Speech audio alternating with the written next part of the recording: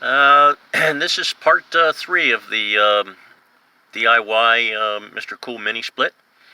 This is the outside disconnect box.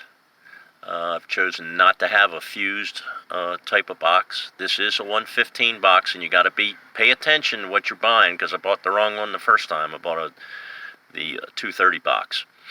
So this is a 115 box. The line down here, this comes from the house. So that's where my Romex came in. The two outer screws, this one and this one, are both considered line. Now that line means comes from the house. That's your power source. And the two outside, I put the black one on this, and I put the white one over here. And in this particular setup, the black line is the hot and the white is the neutral. So what I did there, this is the load side. This is the side that goes to the air conditioner itself.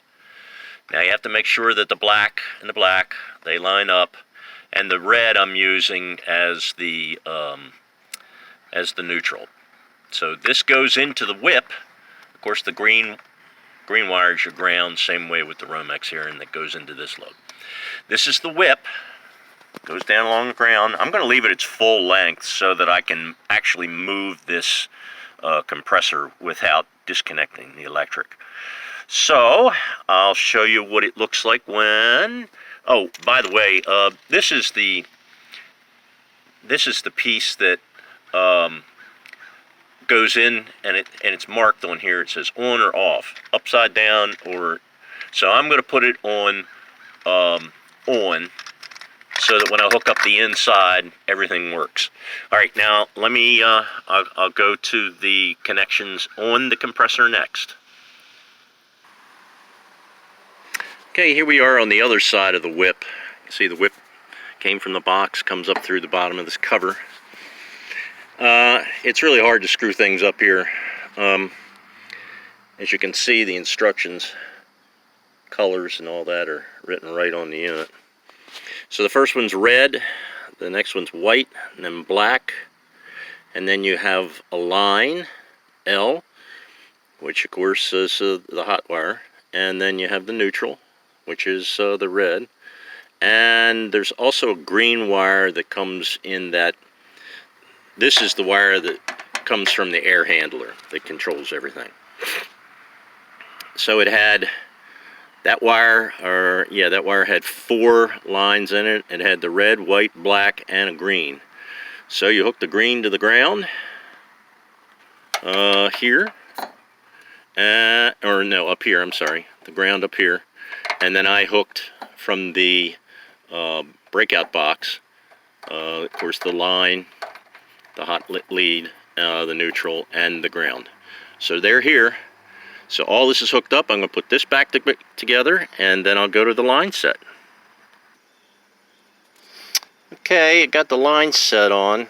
All I can tell you about these things is you got to manhandle them to bend them around to get them where they go in, but you got to manhandle them gently, that's for sure. The lines are on now. Now I have to go down here to these ports, this one and this one, and then open the valves on them. So that'll be my next step. Okay, you just, here's the Allen wrench that comes in the kit. Just turn it counterclockwise until they're fully open. You can hear the gas escaping into the lines as you open it. So now that I got that done, I'll put the caps back on, put the cover back on, and then I'll go inside and check for leaks, or check for leaks before I put the cover on. Okay, check this one for leaks. No leaks here. Time to go downstairs and out at the compressor and look and see if there's any leaks out there. Okay, here's the outside unit all done. In the kit they give you a little extra insulation, and I put it around the hoses just as they go into that box. So I mounted the compressor on it's like a poly resin base.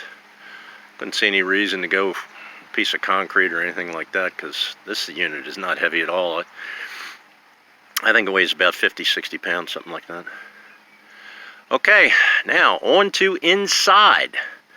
This is the final step, hooking it into the breaker box. All right, I'll be back.